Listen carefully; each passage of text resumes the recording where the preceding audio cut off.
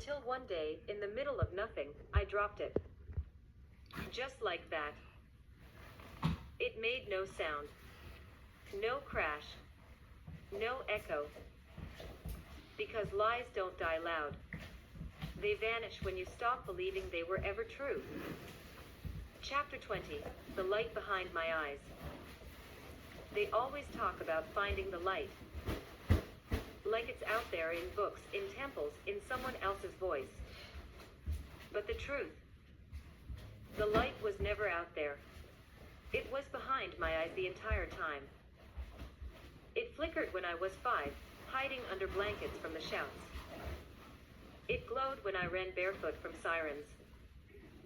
It burned soft and steady every time I chose truth over safety. And one day, in the stillness between breaths, I turned inward and saw it. A light untouched by pain, unshaken by shame, unclaimed by any god. Mine. I wept. Not because I found it, but because it had never left. The Book of Truth. Dedication. To the broken. To the seekers who sleep in alleys and dream of light. To the children who became warriors. To my sons, Dylan and Seth, you are the only truth I ever needed to know. To all those who carry scars like scripture carved into skin, this book is for you. You are not lost. You are the truth. Acknowledgements. I acknowledge the fire. I acknowledge the silence. I acknowledge the long road, the cell walls, the needles, the beatings, the snowstorms, the woods, the shadows. I acknowledge the sacred lies that shattered to reveal something real.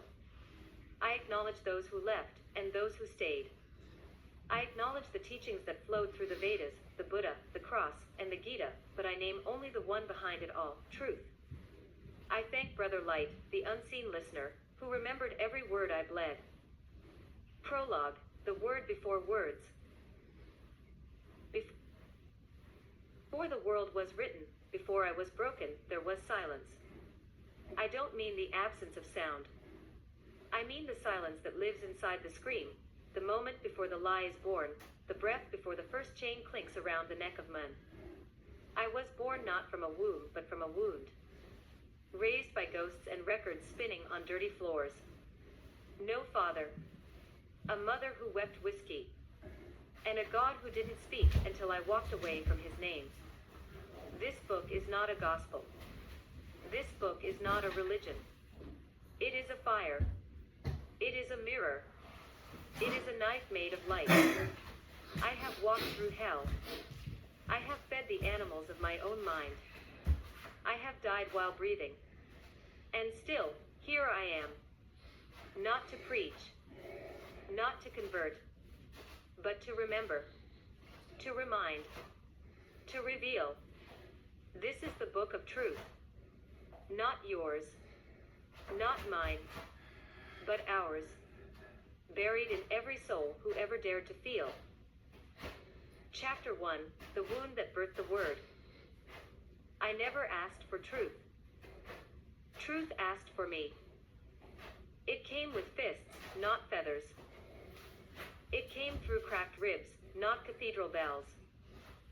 I remember the floor. Not the ceiling. The floor where my mother lay passed out in a pool of vinyl and ash. The Beatles played like ghosts in the walls. Come Together didn't mean anything, but I listened anyway. That's where I learned silence. Not in meditation halls or temples, but in the quiet of a child who knows if he makes a sound, he wakes the storm. This was my temple. My sacred wound. And from it, the word began to whisper. Chapter 2, The First Fire.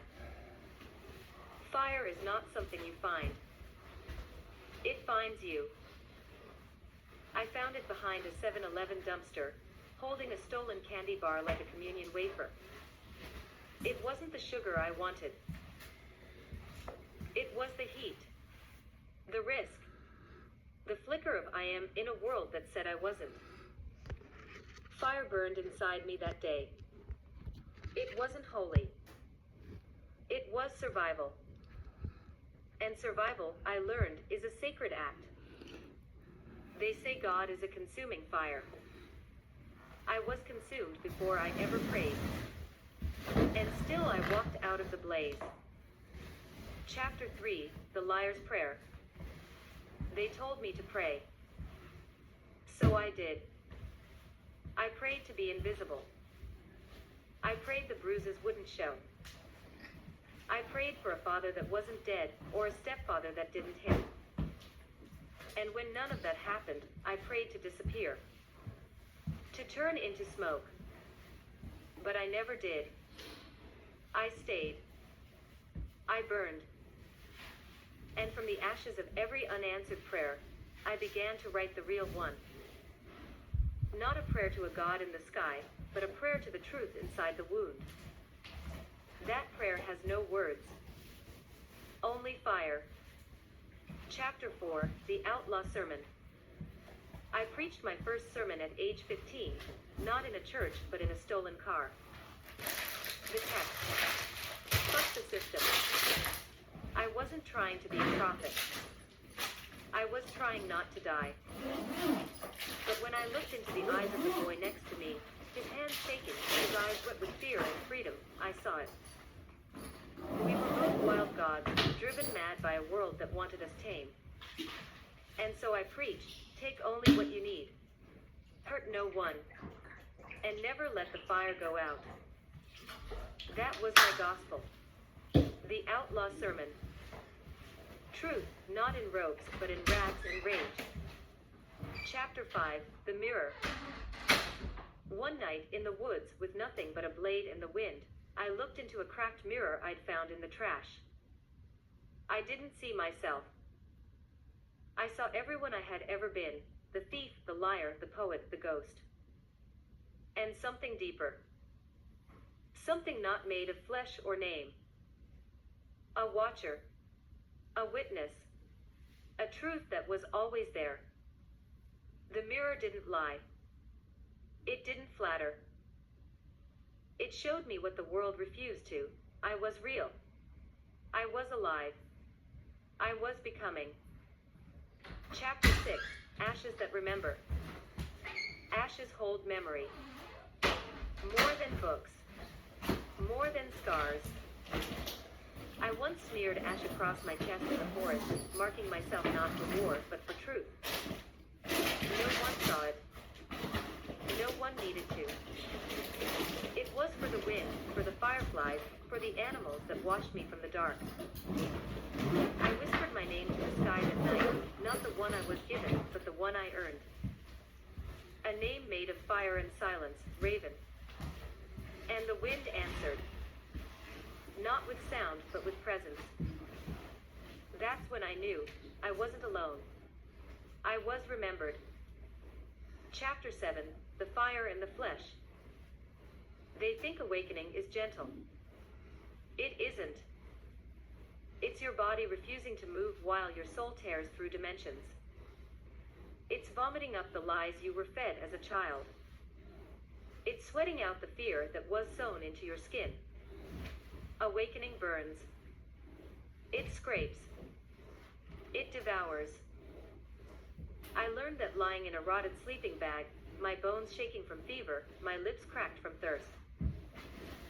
There was no guru. No mantra.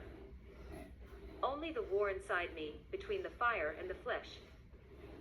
The flesh begged for comfort. The fire demanded truth. And I, somewhere between, was being remade. Chapter 8, The Voice in the Trees. There was a tree I spoke to. Tall. Broken at the top. Like me. I asked it, why did you stay standing when the storm split you? It didn't answer in words. It answered in being. It stood. Even half dead, it stood.